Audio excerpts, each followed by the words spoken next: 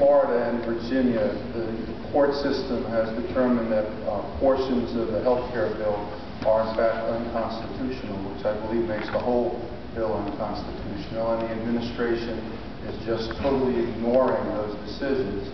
And secondly, the Justice Department coming out and making a statement that they are no longer going to defend DOMA. Aren't they bound to? I mean, what do we do when they just refuse to do what we elected them to do?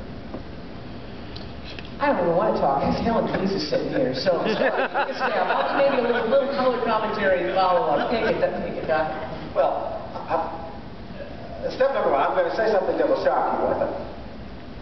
But it's necessary to point it out. The President isn't obliged to follow the decisions of lower courts.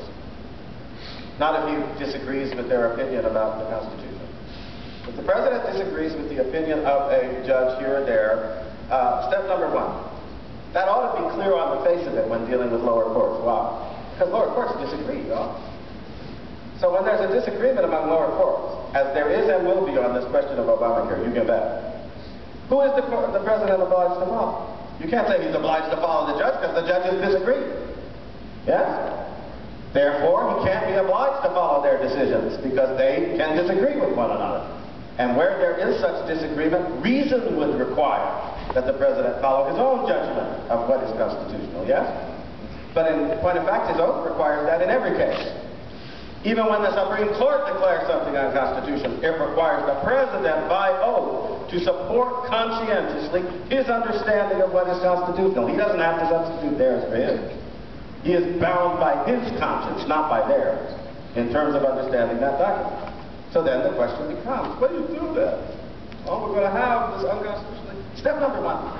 It's one of those things that with this issue, you obviate the first argument, the one about judges disagreeing at the lower court level. If the states involved in this would simply go read the Constitution. Because it says that in any case, controversy, where a state is a party, right? The Supreme Court shall have original jurisdiction. Well, that means that when the states are parties, they have the prerogative to directly go to the Supreme Court and say, we want this decided. Right? That would avoid all this confusion where we get picked to death by lower court judges, and it would raise the issue to national attention, right? It would lead to coalitions among the different states, and right now there would be such a coalition, because all of them banded together. I think there are, what, 27 or something, who have decided they don't like this Obamacare, they want to carry it out. I forget the exact number. But they'd all come before the Supreme Court.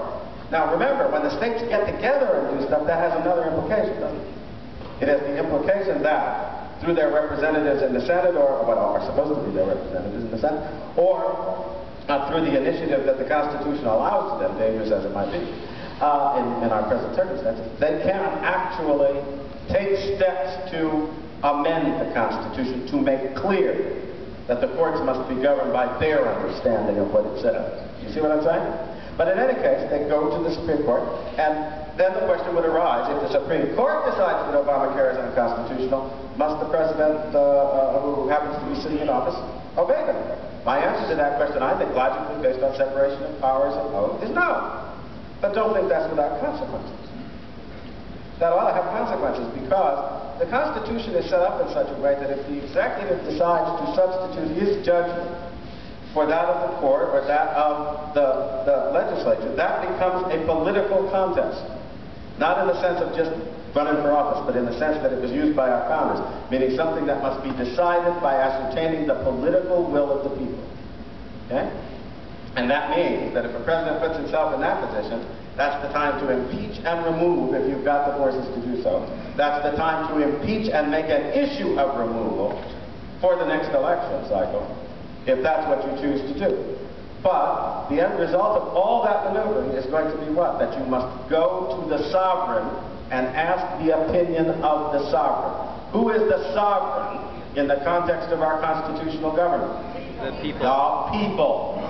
And I do not understand why we don't realize that that's a good thing.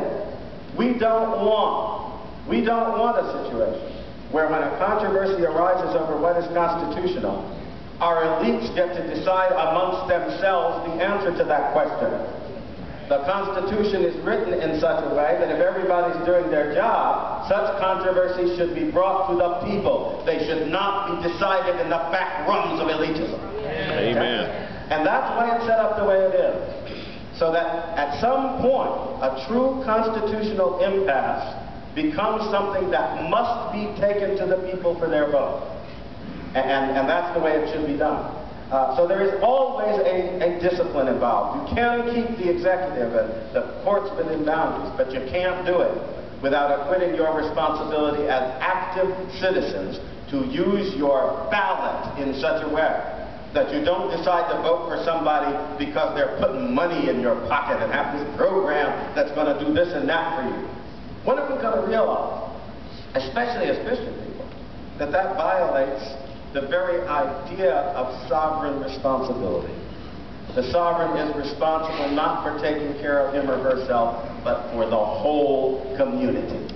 And if you sacrifice the good of the whole community to get something for yourself, you're a bad sovereign. And you deserve to be removed. And by the way, look around. We've been doing stuff like that, and what is God setting us up for? Removal. He's setting the people of the United States up to be removed from the sovereignty. That's what's going on before our eyes. And so we better start acting like good sovereigns. And what is the embodiment of our common good? In practice, it is the Constitution. So the most important issue for decision in the first place when we go to the vote ought to be, where does this guy or gal stand on the Constitution of the United States? And no matter what they promise you, no matter what they'll give you, no matter what lies they tell you, if they're standing against the Constitution, they stand against the common good, and you should stand against them. And that, I think, would be a responsible use of our sovereignty. And I would, in this case, there are a couple of issues. Obamacare, this declaration, this movement into war without declaration. At the very least, Congress needs to do in the House, because that's where I would think people who think this way or pretend to have the power. They ought to use the process to make sure that if people are going to the polls in 2012, they realize that their Constitution is at stake. It's not just a question of money and programs and so forth. It's a question of whether their self-government is going to survive. And they need to cast their ballot